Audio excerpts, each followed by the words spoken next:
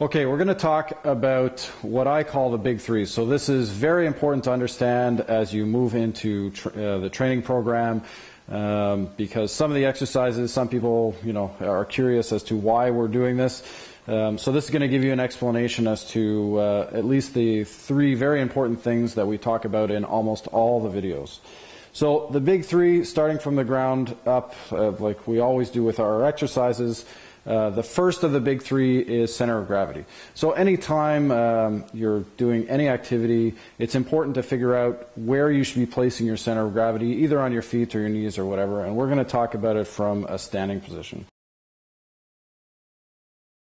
So what you want to do is you want to find a spot where you have about 60% of the weight on your heels and the rest on your forefoot, but nothing on your toes. So the easiest way to find this is to, if you stand normally in a good upright posture, what I want you to do is you'll drift backwards, but your whole body. So I don't want you leaning backwards like this, because that's not going to achieve what we want. You take your whole body, you drift backwards, just to the point where your quads turn on, the muscles in the front of your legs turn on, and you'll sort of feel like your toes go up a little bit.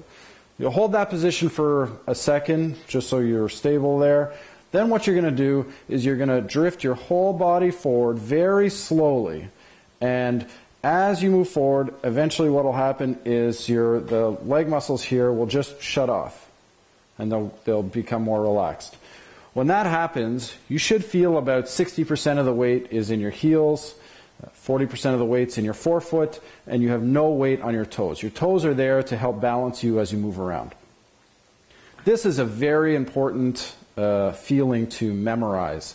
So we really want to, you can practice this a few times. You're going to see with a lot of the exercises that we talk about, I'm going to mention it over and over again as you go through the program. And when you're moving through an exercise, you really want to maintain that center of gravity. So that's the first of the big three. The second of the big three is finding the position for your lower back. So you'll see in our program, you're going to find that there's an exercise called a neutral spine drill.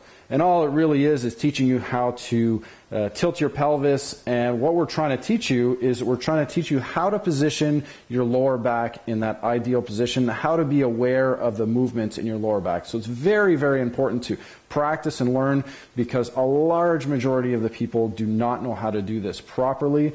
And it's imperative that you know it, especially for the more complicated exercises coming up later on in the program. So, understanding neutral spine, our second of our big three, is figuring out exactly what position we should be in. So I'll get you to just put your hands forward. What you want to do is you want to arch your back as far as you can until your lower back, actually, you know what, I'll get you to turn and face this way. Until your lower back, you feel compression in your lower back. So it's uncomfortable. This is not a position we want to work from yet. But you'll arch your back as much as you can. When you arch your back, you don't want to be arching your back by leaning back or anything like that. What you want to do is have that pelvic tilt. Turn the face sideways again. So your pelvic, the rotation of your pelvis, where you tilt it forward and tilt it back. So tilting back like this is flattening your back. Tilting forward like that is arching your back. So when you tilt your pelvis forward, again, you feel that compression in your lower back. Then to find an ideal position to work from, what you want to do is just tilt backwards this way a little bit until all of that sensation goes away. This is an ideal position to work from. For a lot of people, this can be hard to sense, and again, it's something that has to be practiced. And one of the things you'll see in a lot of our videos, we'll get you to put maybe a small piece of tape on your lower back so that you can feel when your back moves out of position. So you should never feel compression in your lower spine, and we never want you to be rounded. So really pay attention. And again, getting into this, you can practice this type of movement throughout the day, just so you get better and better at it. The third thing in our big three, you can go ahead and put your arms down, is how to stabilize, what everyone calls your core, but basically what you really want to do with your ab muscles, and there's a couple ab muscles in particular that you want to work on. It's really how to stabilize your rib cage to your pelvis. So this is very, very important whenever we're doing exercises that are loading our lower back or anything like that. You want to really be able to stabilize well. So this is the method we use, and you'll see that there's exercises in the program that's called TVA drills. And a lot of people comment, oh, this is sort of a crazy little drill that we do.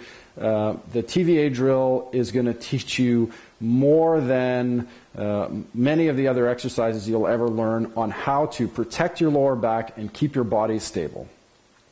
The basis of the TVA drill is to get you to activate your transverse abdominal muscle, which is the only muscle in your abs that doesn't actually move your body. All it does is it's like a weight belt that protects your lower back or helps to stabilize your lower back. And there's a few other muscles that we need to engage along with it. So the method we use is we use your diaphragm to activate your TVA. So what you're going to do, and the TVA drills will walk you through all of this, but just so you have an intro to it, you have to basically learn how to breathe in, and as you're breathing in, push your stomach out, which is relaxing your TVA. So go ahead.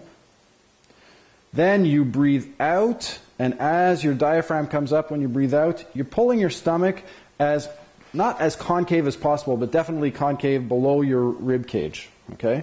So that's really important, and that's the first step.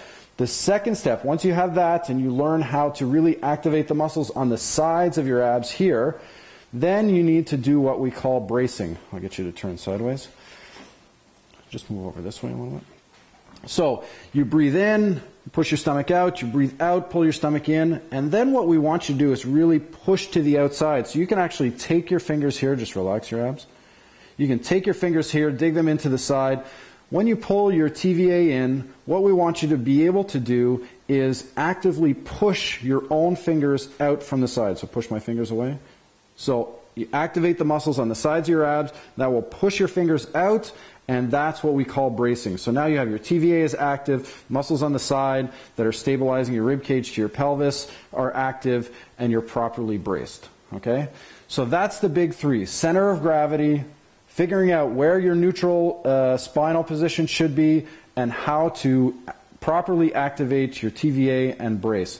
So you're going to see, I'm going to repeat it again, the neutral spine drills and the TVA drills. These are very, very important things to practice and get very, very good at. Okay?